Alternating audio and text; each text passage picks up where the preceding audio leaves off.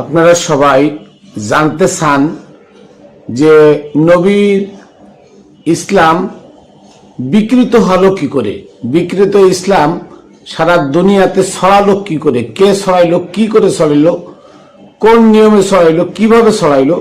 হ্যাঁ, এটা আসলে আপনাদের জানার বাসনা, ইচ্ছা আপনারা প্রকাশ করেন। আসুন আজকে আমরা জানি যে মোহাম্মদ ইসলাম কিভাবে ওমরের শরিয়াতে রূপান্তরিত হইল। এই ব্যাপারে আসুন আমরা আজকে বিস্তারিত জানি ইতিহাস থেকে।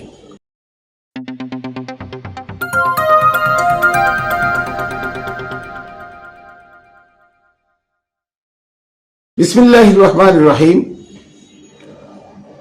আলহামদুলিল্লাহি রাব্বিল আলামিন ওয়াসসালাতু ওয়াসসালামু আলা সাইয়্যিদিল মুরসালিন ওয়া আলিহি আজমাইন।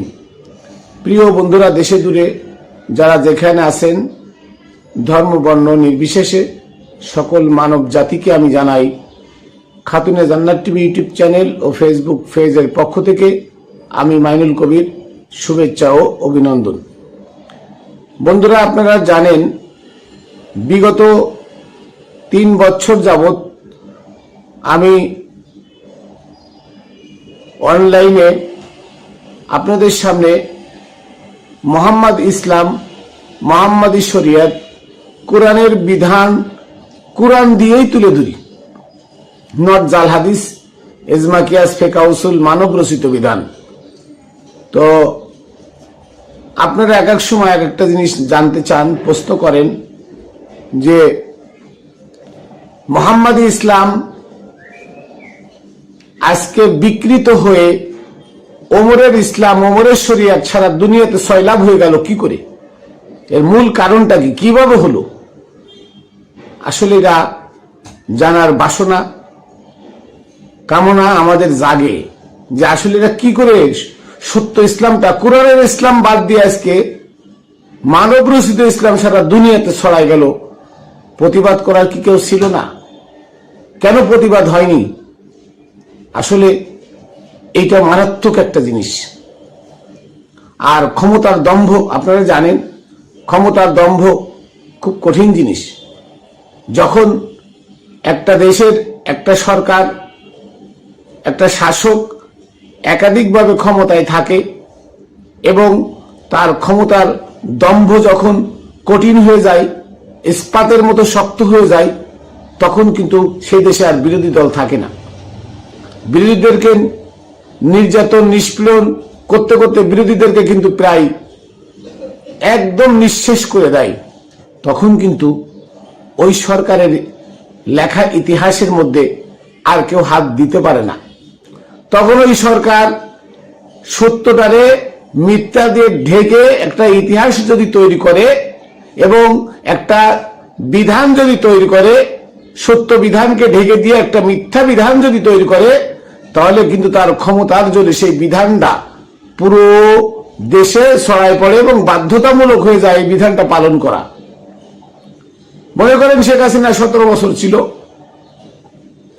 শেখ হাসিনা 17 বছর থাকে সে কি করলো, একবার ভোর 6টায় 8টা বানাইলো। আপনারা তো জানেন ভোর 6টায় 8টা বানাইলো, 2 ঘন্টা ঘড়ি এগোই দিল। সারা বাংলাদেশে কি তাই সবাই তাই মানছে না? মানছে। কেন? এটা সরকারি বিধান। এখন বলেন যে এই বিধানটা যদি 100 বছর চালু থাকতো, তাহলে 100 বছরের প্রজন্মগুলো এই বিধানকে কি আর অস্বীকার করত? তারা মনে করত যে বিধানটা আল্লাহ প্রদত্ত।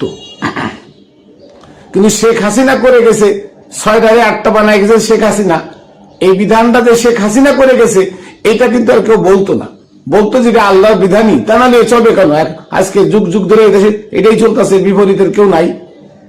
ওই যে কারণ একটা, শাসক যখন ক্ষমতাধর হয়, তার মন গড়া আইন যখন বাস্তবায়ন করে, তখন সেই আইনের বিপক্ষে কেউ যাইতে পারে না, গেলে তাকে হত্যা করে। ঠিক তেমনি আমার নবীর ওফাতের দিন, নবী যেদিন চলে যাবে, আপনারা তো বলেন নবী আখের জানতো না, গায়েব জানতো না, আল্লাহ ছাড়া গায়েব কেউ জানে না।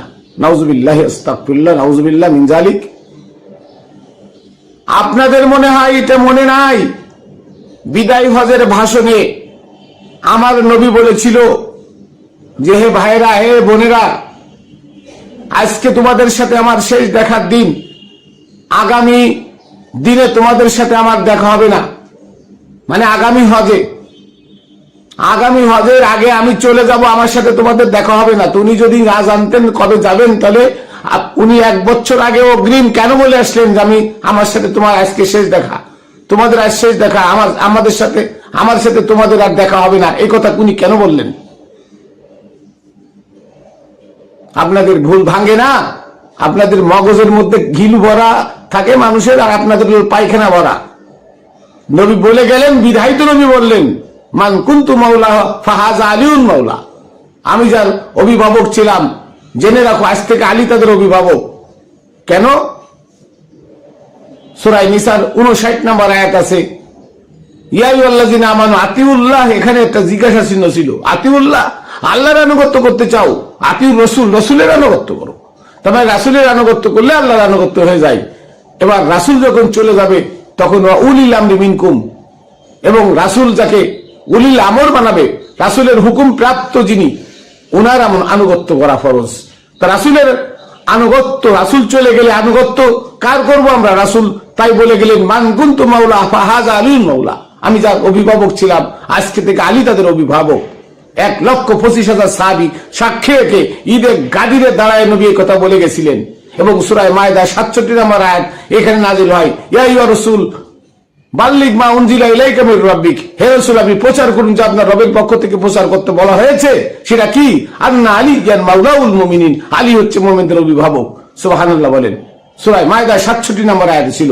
যখন উসমান কোরআন লিখছে, তখন উসমানী কোরআন থেকে এটা আন্না আলিয়ান মাওলাউল মুমিনিন এই কথাটা বাদ দিয়ে দেওয়া হয়েছে, দিয়ে কোরআনটাকে অসম্পূর্ণ করা হয়েছে। পড়ে দেখেন আপনারা। কিন্তু দুঃখ ভরা ক্রান্তে বলতে হয়, হযরত জালালউদ্দিন সুয়ুতী রহমতুল্লাহ আলাইহি মিশরের জাদুঘরে সেই কোরআনের অরিজিনাল পাণ্ডুলিপির একটা পাণ্ডুলিপি মিশরের জাদুঘরে আছে। উনি মিশরের জাদুঘর থেকে সূরা মায়দাটা দেখে নিয়েছিলেন। দেখে ওনার মিশরের কায়রোতে ছাপা তাফসিরে দুররে মনসুরে এই সূরা মায়দা 67 নম্বর আয়াতের মধ্যে দেখবেন স্পষ্ট লেখা আছে, আন্না আলিয়ান মাওলাউল মুমিনিন, আলী হচ্ছে মুমিনদের অভিভাবক। এটা ওখানে লেখা আছে। তার মানে নবী উলিল আমর মাওলা আলীকে বানাই গেলেন। তাহলে বোঝা গেল নবী চলে যাওয়ার আগে উনি জানতেন, তাই উনার স্থল বিশিষ্ট বানাই গেলেন মাওলা আলীকে। 16 গাদির, তার মানে মাওলা আলী আলাইহিস সালামকে মাওলা আয়াত দিয়ে গেলেন, নবী উলিল আমর বানাই গেলেন। সেই দিনটা হচ্ছে 16ই মার্চ। এই সামনের এই মার্চের 16 তারিখ আপনারা সবাই সবার জায়গা থেকে পালন করবেন। তাই নবীর ওফাতের দিন যাদেরকে আপনারা সিদ্দিক আকবর বলেন, আমিরুল মুমিনিন বলেন, জিন্নুর রাহিম বলেন, উসমানকে, সেই আবু বকর ওমর উসমান নবীর ওফাতের দিন কি করেছিল আপনারা জানেন না। ইতিহাস কিভাবে বিকৃত হলো আজকে তুলে ধরবো আপনাদের সামনে। নবীর ওফাতের দিন তারা কি করেছিল? তারা করেছিল, নবী বলেছে, হাদিসে কিতাস দেখবেন, নবী বলেছে আমাকে খাতা কলম দাও, আমি কিছু উপদেশ লিখে দিই তোমাদেরকে, যাতে তোমরা বিপদগামী না হও। ওমর বলেছে, নবী মৃত্যুর যন্ত্রণায় কাতরাচ্ছে, নবী আবল তবল বকছে, আমাদের লাগবে না, আমাদের কাছে কোরআন আছে। একবার না 3 বার বলেছিল, তখন 3 বারই ওমর বলেছে আমাদের কাছে কোরআন আছে। তখন নবী বলল, আলী ইবনে আব্বাস আর তুমি ছাড়া সকলকে এখান থেকে বের করে দাও, সকলের জন্য দরজা বন্ধ। তখন মাওলা আলী তাদেরকে বের করে দেয়। তখন আবু বকরের মেয়ে আয়েশা, ওমরের মেয়ে হাফসা, যারা নবীকে বিষ খাইছিল, নবীর ওফাত এমনি নয়, নবীর ওফাত শাহাদাত, নবীকে বিষ খাওয়ানো হয়েছিল। আবু বকর, ওমর, আয়েশার হাফসা মিলে 4 জনে মিলে নবীকে বিষ খাওয়াইছিল, বিষ খায় হত্যা করা হয়েছে, নবী শহীদ। তারপরে তাদেরকে বের করে দেয়, দিলে তারা চলে যায় বনু সাকিফা সাউদায়। যে তারা আবু বকরকে 3 দিন 3 রাত তারা আবু বকরকে খলিফা বানায় নিয়ে আসে। ততক্ষণে নবী দাফন কাফন হয়ে যায়। 3 দিন 3 রাত মাওলা আলী বসে থেকে তাদের খবর দিয়েছিল। হযরত কাতাদা রাহমাতুল্লাহ আলাইহি, কাতাদা রাদিয়াল্লাহু তাআলা আনহুকে দিয়ে খবর দিয়েছিল যে নবীকে দাফন কাফন করতে হবে, তোমরা আসো। তারা আসে নাই। তখন মাওলা আলী 18 জন সাহাবী সঙ্গে নিয়ে নবীকে দাফন কাফন করে। আবু বকর ওমর উসমান ছিল না। আজকে জাল হাদিসের মধ্যে লেখা আছে আবু বকর নামাজ পড়াইছে, আবু বকর সালাত ওর গোষ্ঠীরে মারি, মিথ্যাবাদীর দল। আবু বকর সিদ্দিক, যে আবু বকর ওমর উসমান উহুদের ময়দানে নবীকে রক্তাক্ত অবস্থায় ফেলাইতে পালাইছিল, তারা কখনো মুমিন হতে পারে না, সাহাবী হতে পারে না। পড়ে দেখো সূরা আল ইমরানের 153 নম্বর আয়াত, পড়ে দেখো সূরা আনফালের 16 নম্বর আয়াত। যারা উহুদের ময়দান থেকে, যুদ্ধের ময়দান থেকে পালাইছিল, তাদের স্থান জাহান্নামের নিম্ন স্থানে। আল্লাহ বলছে তারা জাহান্নামী, আর তোমরা বলতেছো তারা আশারায়ে মুবাশশারা। ইসলাম এইভাবে বিকৃত হয়েছে। পরে সে আবু বকর খলিফা হইল। আবু বকর খলিফা হয়ে যেদিন আবু বকরের বায়াতের দিন, নবীর ওফাত যেদিন তার দাফন কাফন হয়ে গেল, 3 দিন 3 রাত পরে তারা এসে নবীর সেই ওলিল আমরের স্থানে বসলো, মাওলা আলীর জায়গা দখল করে আবু বকর খলিফা হইল। সেদিন থেকে ইসলাম বিতর্কিত হয়ে গেল, ইসলাম দুর্বল হয়ে গেল। মুহাম্মদ ইসলামের কবর রচিত হলো। ওই দিন আবু বকর এসে বলল, সূরা নিসার 59 নম্বর আয়াত মানা যাবে না। কি মানা যাবে না? আতিউল্লাহ, তোমরা আল্লাহর আনুগত্য করো, আতিউর রাসূল, রাসূলের আনুগত্য করো। সাহাবীরা এর আগে রাসূলের আনুগত্য করত। ওদিন আবু বকর সর্বপ্রথম এসে বলল যে রাসূলের আনুগত্য চলবে না, রাসূল মরে পয়সা গলে গেছে, রাসূল মরে গেছে, এতক্ষণ কবরে পয়সা গেছে, রাসূলের আনুগত্য চলবে না, একত্ববাদের আনুগত্য করতে হবে, আল্লাহর আনুগত্য করতে হবে। আল্লাহ মরে না, আল্লাহর আনুগত্য করতে হবে, আজ থেকে রাসূলের আনুগত্য বাদ। ওই দিন থেকে ইসলাম বিকৃত শুরু হলো। ভালো করে ইতিহাস পড়বেন, ব্রিটিশ ইতিহাস, হিট্টির লেখা ইতিহাসটা পড়ে দেখেন। তারিখে তাবারিতে আংশিক লেখা আছে, পুরোটা নয়। তারিখে তাবারিতে এই ব্যাপারটা লেখা আছে। ওদিন আবু বকর সর্বপ্রথম একত্ববাদের, আজকে একত্ববাদের যে ইবাদত করে মসজিদে শুধু আল্লাহরে ডাকে, এই একত্ববাদের ইবাদত শুরু হয় আবু বকর থেকে। ইতিহাস পড়ে দেখেন আপনারা, আবু বকর থেকে শুরু হয়। আল্লাহর ইবাদত ছাড়া আর কারো ইবাদত করা যাবে না। অথচ আবু বকরের আগ পর্যন্ত ছিল আতিউল্লাহ, তোমরা আল্লাহর আনুগত্য করতে চাও, আতিউর রাসূল, রাসূলের আনুগত্য করো। তার মানে রাসূলের আনুগত্য করলে আল্লাহর আনুগত্য করা হয়। যেমন কুল ইন কুনতুম তুহিব্বুনা আল্লাহ, এখানে আর দেখেন, হে নবী আপনি বলুন, তোমরা যদি আল্লাহকে ভালোবাসতে চাও, ফাত্তাবিউনি ইউহিব্বুকুমুল্লাহ, আমার আনুগত্য করো, আমাকে ভালোবাসো, তাহলে আল্লাহকে ভালোবাসা হবে। সুবহানাল্লাহ। আল্লাহ কি বলছে? নবীর ভালোবাসা, নবীকে ভালোবাসলে আল্লাহকে ভালোবাসা হবে, নবীর আনুগত্য করলে আল্লাহকে আনুগত্য করা হবে। অথচ আবু বকর মসনাদে বসে সর্বপ্রথম যেটা বর্জন করতে বললো সেটা হচ্ছে তাওহীদের একত্ববাদের স্বীকার করো, আল্লাহর ইবাদত করো, নবীর ইবাদত বাদ দাও। সুবিবাদ তখন এখানে ধ্বংস হয়ে গেল। মুহাম্মদ ইসলাম আবু বকর থেকে বিকৃত হয়ে গেল, কবর রচিত হয়ে গেল মুহাম্মদ ইসলাম। আপনারা বলতে পারেন তাহলে আলী কি করছিল? আলীর দলের লোক ছিল না, আলী একা ছিল, আলীর দলের লোক ছিল না। কারণ কি? 1,25,000 সাহাবীর মধ্যে মাত্র 18 জন সাহাবী মাওলা আলীর সাথে থেকে, মাওলা আলীর পরে ঈমান এনেছিল, আলীকে তারা মাওলা হিসেবে গ্রহণ করেছিল। এই 18 জন সাহাবীকে ওমর আবু বকরের কাছে বায়াতের দিন মাওলা আলীর মাজায় দড়ি ভেঙে আনছে, মা ফাতেমার ঘরে আগুন লাগাইছে, মা ফাতেমার পেটের বাচ্চা হত্যা করেছে এই ওমর করে। আলীকে ধরে এনে, আলীর সঙ্গে 18 জনকে ধরে এনে আবু বকরের কাছে জোরপূর্বক বায়াত করাইতে চাইছে। কিন্তু তারা বলেছিল যে আমরা নবীর সামনে আল্লাহকে সাক্ষী রেখে মাওলা আলীর কাছে বায়াত গ্রহণ করেছি, আমরা আর কারো কাছে বায়াত গ্রহণ করতে পারবো না। মনিব থিয়ে কখনো গোলামের কাছে বায়াত গ্রহণ করতে পারবো না। আবু বকর গোলাম, আবু বকরও সেদিন আলীর কাছে বায়াত গ্রহণ করেছিল, ওমর তুমিও বায়াত গ্রহণ করেছিলে, ওসমান তুমিও গ্রহণ করেছিলে। আজকে ভুলে যেও না যে নবীকে সাক্ষী রেখে, আল্লাহকে সাক্ষী রেখে নবীর সামনে তোমরা মাওলা আলীর কাছে বায়াত গ্রহণ করেছিলে। ওমর বলেছিল সব বাদ, আমরা মানি না, আমরা আলীকে মানি না, আমরা আবু বকরকে বানাইছি, আবু বকরের কাছে বায়াত গ্রহণ করো। তারা গ্রহণ করে নাই। তাদের ঘরে ওই দিন নেমে এসেছিল ওমরের অত্যাচার। আপনারা ইতিহাস পড়লে অবাক হয়ে যাবেন। সেদিন ওমর তলোয়ার দিয়ে এমন প্রহার করেছিল এই 18 জন সাহাবীকে, তারা মদিনা ছাড়তে বাধ্য হয়েছিল। তারা মদিনা ছেড়ে চলে গেল। কোথায়? তারা মদিনা ছেড়ে বিভিন্ন দেশে চলে গেল। মাওলা আলী বলল তাদেরকে যে মোহাম্মদ ইসলাম এখানে কবর রচিত হচ্ছে, তোমরা যদি এখানে থাকো তাহলে মোহাম্মদ ইসলাম চিরতরে বিলীন হয়ে যাবে। হে আমার সাথীরা, মোহাম্মদ ইসলাম বাঁচায় রাখতে হলে তোমরা বিভিন্ন দেশে ছড়াই যাও, অন্যথায় মোহাম্মদ ইসলাম থাকবে না। তখন তারা বিভিন্ন দেশে ছড়া যায়, আর ফিরে আসে নাই। শুধু তাদের মধ্যে একজন মানুষ ফিরে আসছিল নবীর স্বপ্ন দেখে, সেটা হচ্ছে হযরত আবু যর গিফারী। ইতিহাস পড়ে দেখবেন, মা ফাতেমার অফাতের দিন, অফাতের পরে তার খাটলা ধরার মতো লোক ছিল না, 4 জন লোক। তাই আবু যর গিফারী নবী স্বপ্ন দেখালেন, আবু যর, আমার মা ফাতেমার খাটলা ধরার মতো লোক 4 জন লোক নাই, তুমি যাও। তারপরে আবু যর গিফারী হাঁটতে হাঁটতে 3 দিন 3 রাত হাইটে তারপরে মদিনা এসে পৌঁছায়, এবং এসে দেখে 3 জন দাঁড়ায় আছে, একজন মা ফাতেমার খাটলা ধরার লোক নাই। তখন আবু যর গিফারী এসে মা ফাতেমার খাটলা ধরে। কি করে ইসলাম বিকৃত হলো বোঝেন? শোনেন আপনারা খালি আজকে আমার কাছে শোনেন, ইতিহাসটা সত্য ইতিহাস, কোন ইতিহাসবিদ লেখে নাই, কারণ এরা সব উমাইয়াদের দালাল, সব ইমাম। কার ইমাম? কখনো সম্ভব নয়। তখন আস্তে আস্তে শুরু হলো মোহাম্মদ ইসলাম পরিবর্তন করে নতুনত্ব কায়েম করা, শুরু হলো মোহাম্মদের আনুগত্য বাদ দিয়ে আল্লাহর আনুগত্য করা, শুরু হলো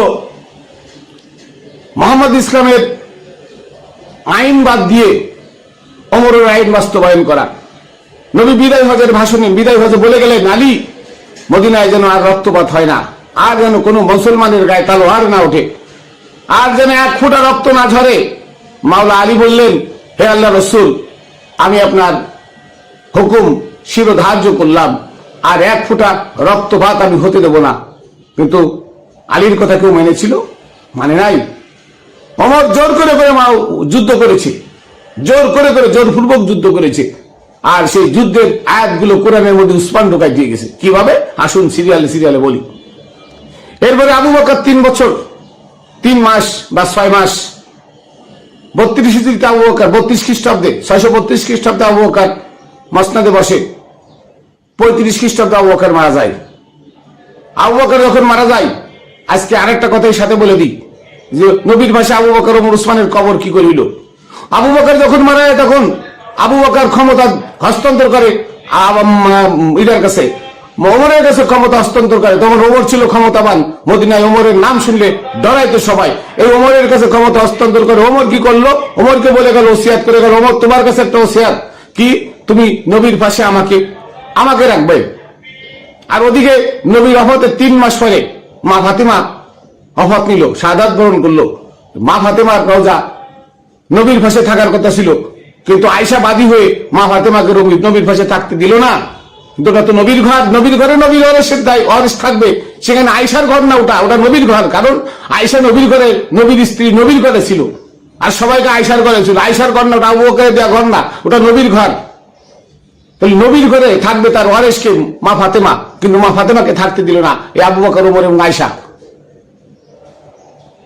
আবু বকর যখন মারা যায় মা ফাতেমার পরে, তখন আবু বকর ওসিয়ত করে দেয় ওমর, তুমি আমার নবীর ভাষা আমাকে রাখবা। কেন?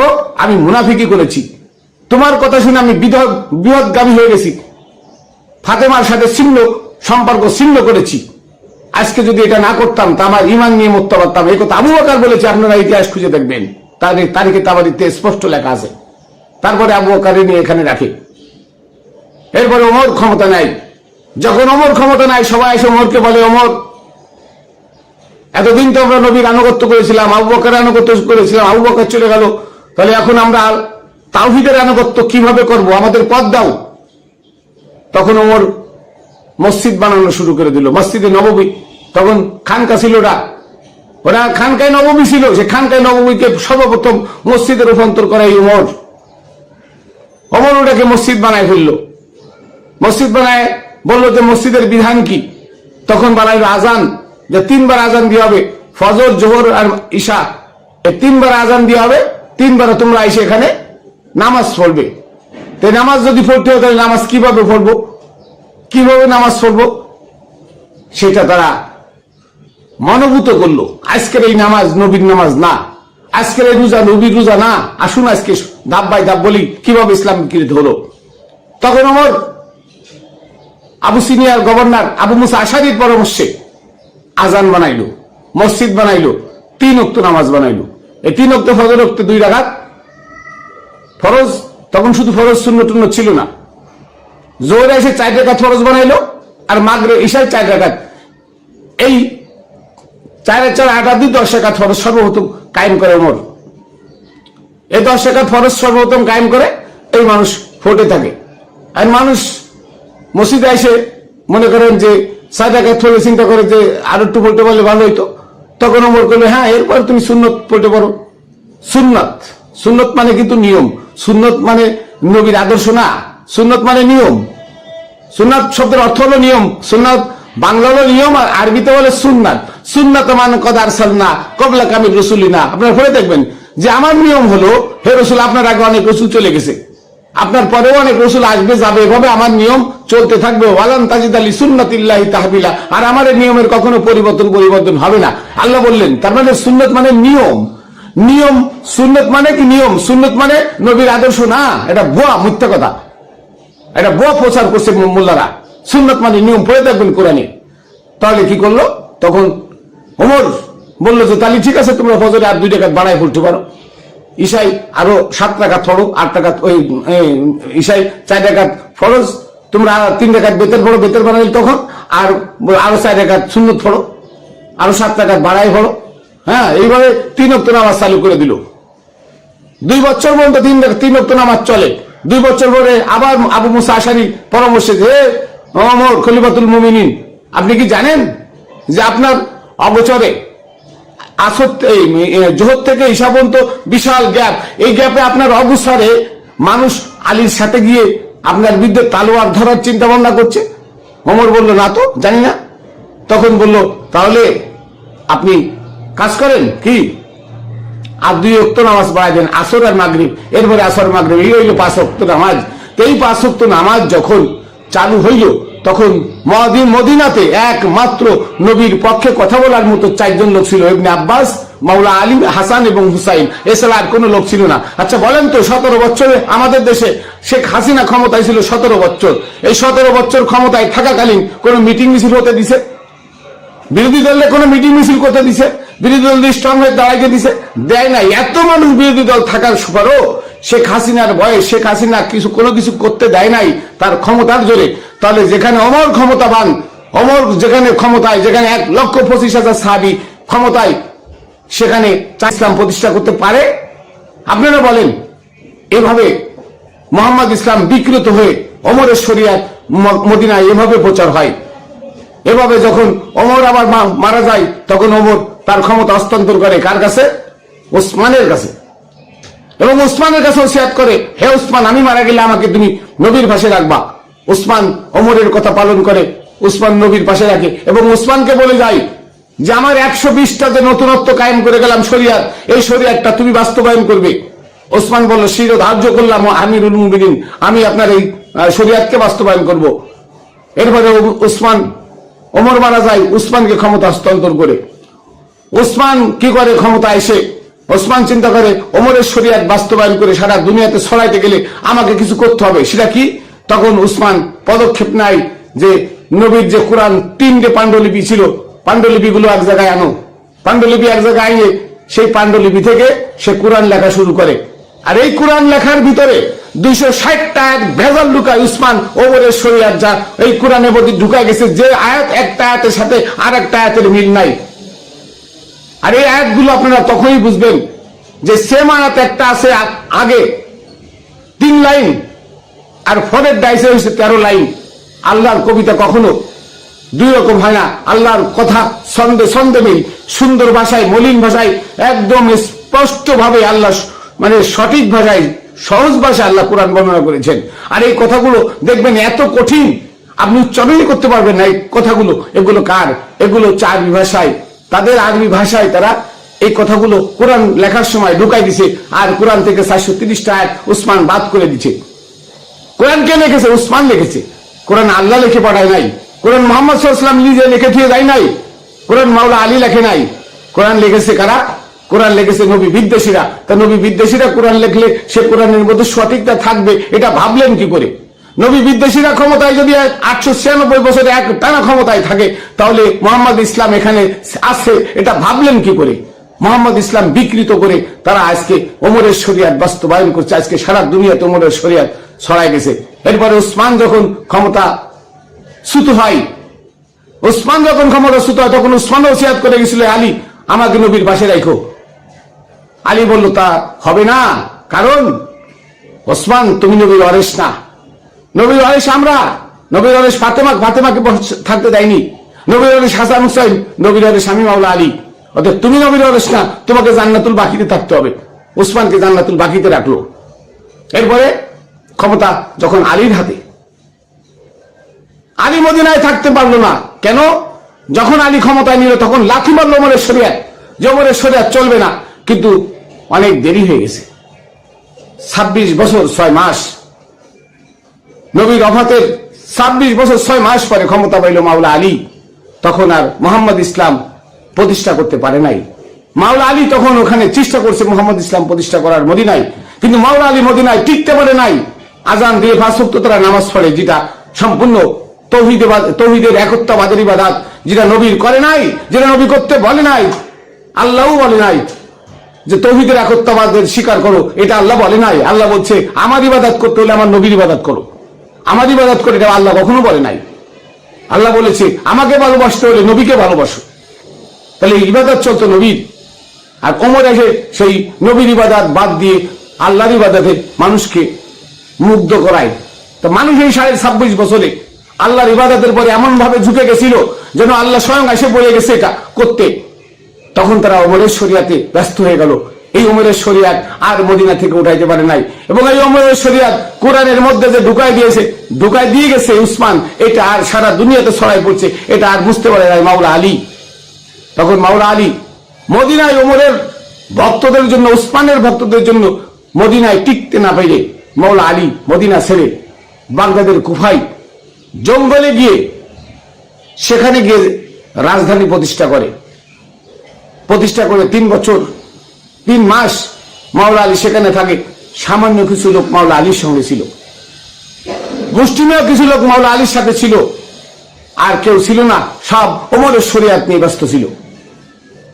তাই ইসলামটা, মোহাম্মদ ইসলামটা এভাবে মদিনা থেকে বিকৃত হয়। আপনারা জানে রাখবেন যে ক্ষমতার জোরে ওমর উসমান ক্ষমতার জোরে ইসলামটারে বিকৃত করে সারা দুনিয়াময় ছড়াই দিছে। কোরআনের ভিতরে 260টা নতুনত্ব কায়েম করে 120টা নতুন আইন, এই নতুন 120টা ওমরের নতুন আইন কোরআনের মধ্যে ঢোকানো হয়েছে। কোরআনের সূরা নিসার 101, 102, 103 নম্বর আয়াত পড়ে দেখবেন। যুদ্ধে যদি কেউ তোমরা যাও, নামাজের টাইম হয়, এক গ্রুপ নামাজ পড়বে, ইমাম বড় কিরাত পড়বে, আর এক গ্রুপ চলে যাবে কোথায়? আর এক গ্রুপ যুদ্ধের ময়দানে চলে যাবে। আবার এই গ্রুপ 2 রাকাত পড়ে চলে যাবে। ওই নামাজকে এত গুরুত্বপূর্ণ, তৌহিদের একত্ববাদের ইবাদত কখনো কোরআনে নাই। কোরআনে আছে আতিউল্লাহ, আল্লাহর আনুগত্য করতে চাইলে আতিউর রাসূল, রাসূলের আনুগত্য করো। কোরআনে আছে সমস্ত মানুষের আনুগত্য করে, ইত্তাবি সাবিলা মান আনাবা ইলাইহি, ওই সমস্ত মানুষের ইবাদত করো যারা আমার নিকট ধাবিত, যারা আমার ওলি, যারা আমার রাসূল, যারা আমার নবী, তাদের আনুগত্য করতে বলছে। আর তোমরা তাদের আনুগত্য বাদ দিয়ে, কোরআন বাদ দিয়ে, মুহাম্মদ বাদ দিয়ে তোমরা আজকে আবু বকরের কথায়, ওমরের কথায় তৌহিদের একত্ববাদের আনুগত্য করো, একত্ববাদের ইবাদত করো। এটা কোরআনে নাই, এটা ওমরের শরিয়াত। এভাবে ইসলামটাকে বিকৃত হলো। এরপরে মুয়াবিয়া কি করলো? মুয়াবিয়া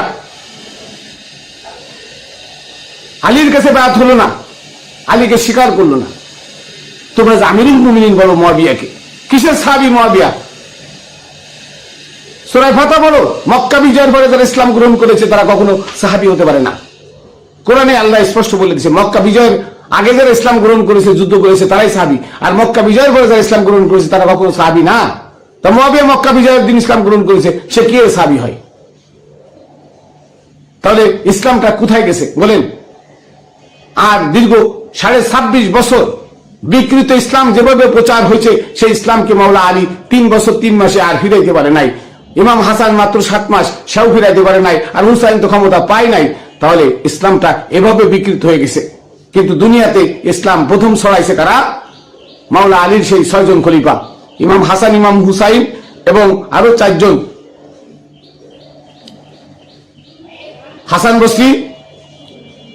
বসরি, তারপরে সালমান ফার্সি, আবুজার গিফারি এবং হযরত ওয়াইস কুরুনি রহমতুল্লাহ আলাইহি। এই 4 জন ছিল মাওলা আলীর খলিফা। তারা ছিল সুফিবাদে। তারা আস্তে আস্তে করে দুনিয়াতে মোহাম্মদ ইসলাম প্রচার করছে আধ্যাত্মবাদ দিয়ে। মোহাম্মদ ইসলাম আমাদের কাছে আসছে, এদেশে আসছে আধ্যাত্মবাদের জোরে। এদেশে আল্লাহর ওলিরা তাদের আধ্যাত্মবাদ দিয়ে তাদের মানে কেরামতি আমরা দেখেছি, তাদের কেরামতি, তাদের যে অলৌকিক ঘটনা তারা দেখাইছে, এগুলো দেখে আজকে এদেশের মানুষ আমরা ইসলাম পাইছি। কিন্তু আজকে 1901 সালে এদেশে হাসান বসরি, তারপরে সালমান ফার্সি, আবুজার গিফারি এবং হযরত ওয়াইস কুরুনি রহমতুল্লাহ আলাইহি, এই চারজন ছিল মাওলানা আলী খলিফা। তারা ছিল সুফিবাদে। তারা আস্তে আস্তে করে দুনিয়াতে মোহাম্মদ ইসলাম প্রচার করছে আধ্যাত্মবাদ দিয়ে। মোহাম্মদ ইসলাম আমাদের কাছে আসছে, এদেশে আসছে আধ্যাত্মবাদের জোরে। এদেশে আল্লাহর ওলিরা তাদের আধ্যাত্মবাদ দিয়ে তাদের মানে কেরামতি আমরা দেখেছি, তাদের কেরামতি, তাদের যে অলৌকিক ঘটনা তারা দেখাইছে, এগুলো দেখে আজকে এদেশের মানুষ আমরা ইসলাম পাইছি। কিন্তু আজকে 1901 সালে এদেশে ইংরেজরা মাদ্রাসা নামের ওহাবিবাদ ওমরের সেই শরিয়াত ঢুকাই দিয়ে গেছে। সেই শরিয়াতের জন্য আজকে আল্লাহর অলিদের রওজা ভাঙ্গা হচ্ছে, অলিম রওজা থেকে উঠায় পোড়ানো হচ্ছে, আল্লাহর অলিদেরকে হত্যা করা হচ্ছে। অথচ ফাঁস রক্ত ওই সূরা ফাতিহার মধ্যে পড়ে ইহদিনাস সিরাতাল মুস্তাকিম, আমাদেরকে সরল সঠিক পথের হেদায়েত দাও। তাহলে কি সিরাতাল লাযিনা আনআমতা আলাইহিম, তাদের মতো পথ, সরল সঠিক পথ যারা তোমার নিয়ামত প্রাপ্ত কারা? আল্লাহর পক্ষ থেকে নিয়ামত প্রাপ্ত নবী রাসূল অলিগণ। আমরা কোরআন মসজিদের মধ্যে নবী রাসূল অলিগণের পথ আল্লাহকে বলতেছে আমাদেরকে দাও, আর বাইরে এসে সেই অলিদের বিরুদ্ধে আমরা ফতোয়া দিই। অলির দরবারে যাওয়া যাবে না, অলির মাজার ভেঙে বলাও, আগুন দিয়ে ফুড়ায় দাও, অলির খানকা জ্বালায় দাও, পাগল মাগল তাড়ায় দাও। তাহলে আমরা কোথায় গেলাম? এভাবে ইসলামটা বিকৃত হয়ে আমাদের কাছে আজকে ফকফকা ইসলাম চলতেছে। এই ফকফকার ভিতরে কিছু নাই। সকসক করিলে শোনা হয় না, এমনি চকচক করে, কিন্তু স্বর্ণকারের কাছে নিলে যখন চেক করে তখন কালো হয়ে যায়। কারণ আসল সোনা না, আসল সোনা সর্বক্ষণ একই রকম থাকে। আসল সোনা সুফিবাদ, আসল সোনা মোহাম্মদ ইসলাম, আসল সোনা হুসাইন ইসলাম, এজিদ ইসলাম নয়। হুসাইন ইসলামের লোক কম, এজিদ ইসলামের লোক ভরা থাকে। অধিকাংশ লোক, এই জন্য আল্লাহ বলেছে অধিকাংশ লোক বিপদগামী, অধিকাংশ লোক মিথ্যাবাদী, অধিকাংশ লোক ধ্বংস হবে, শুধু আমানু ছাড়া। সময়ের অভাবে পুরো কথাটা আমি আপনাদের সামনে তুলে ধরতে পারলাম না, তাও আধা ঘন্টা ওভার হয়ে গেছে। তো সব ইতিহাস তুলে ধরতে 3 দিন লাগবে, যে মোহাম্মদ ইসলাম কি করে বিকৃত হয়ে আজকে সারা দুনিয়াতে তাওহীদের একত্ববাদ জারি হলো। মোহাম্মদী শরিয়ত পদ্দলিত হয়ে আজকে ওমরের শরিয়ত বিকাশিত হলো, প্রকাশিত হলো। ওমরের শরিয়তের সয়লাভ জয় জাকার কেন হলো? এভাবে হয়েছে। 26 বছর 6 মাস তারা ক্ষমতায় থেকে মোহাম্মদ ইসলামকে চিরতরে বিলীন করে দিয়ে তারা ওমরের শরিয়ত বাস্তবায়ন করে গেছে। আজকে সেই শরিয়ত মসজিদ, ঘরে ঘরে মসজিদ, আজকে ঘরে ঘরে মসজিদ, 5 ওয়াক্ত নামাজ। একটা মানুষও বিনয় না, একটা মানুষও নম্র নাই, ভদ্র নাই, একটা মানুষও মুক্তি প্রাপ্ত না। সব মরে গেলে ফেসে যায়, মরে গেলে পচে যায়, অথচ লাশ পচবে না। আল্লাহ বলে দিছে ওয়াম্মা মান সাকুলাত মাওয়াজিনুহু ফাউম্মুহু হাবিয়া, না ফাহুয়া ফি ঈশাতির রাদিয়া, ফাম্মা মান সাকুলাত মাওয়াজিনুহু ফাহুয়া ফি ঈশাতির রাদিয়া। আল্লাহ বলে দিলেন যার নেকের পাল্লা ভারী হবে, তার মানে যে ব্যক্তি মৃত্যুকালীন সময়ে তার আমলনামা ভারী হবে, আমলনামা ভালো হবে, ফাহুয়া ফি ঈশাতির রাদিয়া, ওই ব্যক্তি স্বাচ্ছন্দ্যে আনন্দে কবরে থাকবে, তার লাশ পচবে না, কাফনের কাপড় খাবে না। আর আজকে দেখা যায় ওমরের শরিয়ত বাস্তবায়ন করতে করতে কপাল পুড়ায় বেড়াইছে।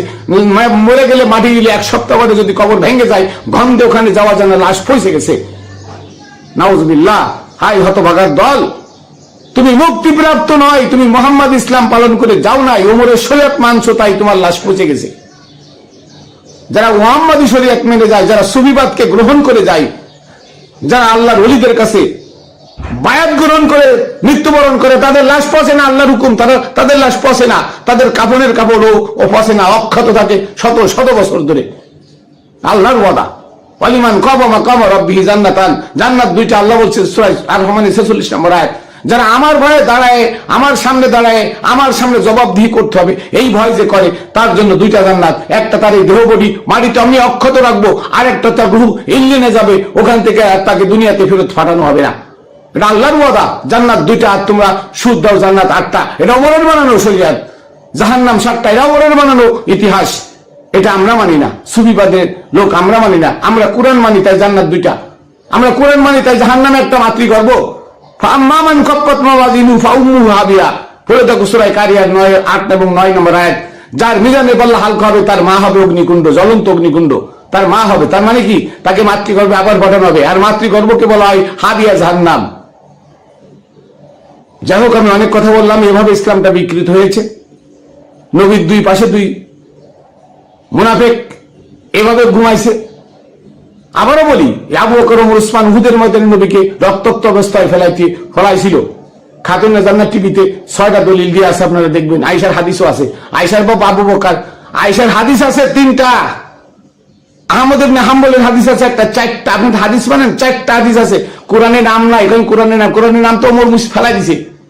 ওমর কোরআন লেখার সময় আমার এগুলো নাম তার রাখে, ফেলাই দিছে। কিন্তু এই আয়াতটা বাদ দিতে পারে না। আয়াতটা বাদ দিলে আর চিহ্নগন্ধ থাকতো না। সূরা আনফালের 16 নম্বর আয়াত পড়ে দেবো। আলী ইমরানের 153, আনফালের 16 পড়ে থাকবেন। আবু বকর ওমর উসমান মুনাফিক, জাহান্নামী। তারা আবার আশারায়ে মুবাশশারা হয় কি করে? এগুলো ওমরের শরিয়াত, ওমরের বানানো হাদিস, জাল হাদিস। যাই হোক, ইসলাম বিকৃত কিভাবে হলো আমি শর্টে আপনাদের সামনে তুলে ধরলাম। আপনারা আশা করি বুঝতে পারছেন যে মুহাম্মদ ইসলাম কবে থেকে ধ্বংস হইল, আর এই একত্ববাদের ইসলাম কবে থেকে কায়েম হইল। মাওলা আলী মদিনায় থাকতে পারে না, এই একত্ববাদের ইসলামের ঠালায় মাওলা আলী মদিনায় থাকতে পারে না, মদিনা থেকে কুফায় চলে আসলো। তাহলে বুঝবেন যে নবীর ইসলাম কিভাবে বিকৃত করেছে তারা। এভাবে ইসলামটাকে ধ্বংস করেছে 3 খলিফা। আজকে তারা তাদের কথা রেখে আল্লাহ কোরআনও নাজিল করে, নাউযুবিল্লাহি মিন যালিক। তারা নাকি দুনিয়া থেকে জান্নাত প্রাপ্ত। তা খুঁজে দেখো কবর, ওদের কবর খুঁজে দেখো, ফেসে গেছে, গলে গেছে, ওদের হাড্ডি গুটিও নাই। কেন? ওরা মুনাফিক ছিল, ওরা ইমানদার ছিল না, ওরা মুনাফিক ছিল। যাই হোক, আমি আমার কথা এখানে শেষ করছি। আমি আমার সালামও কদম বসি প্রেরণ করি পাক পাঞ্জাতনের পাক দরবারে, সমস্ত লিয়াউলিয়া গাউস কুতুবের পাক দরবারে, আমার মুর্শিদ হযরত মানিক চাঁদ শাহ মাদ্দাজিল্লুল আলিয়া আমার বাবাজানের পাক চরণে রেখে আমি এখানে শেষ করছি আজকের মতো। আবার দেখা হবে অন্য ভিডিওতে। জয় গুরু।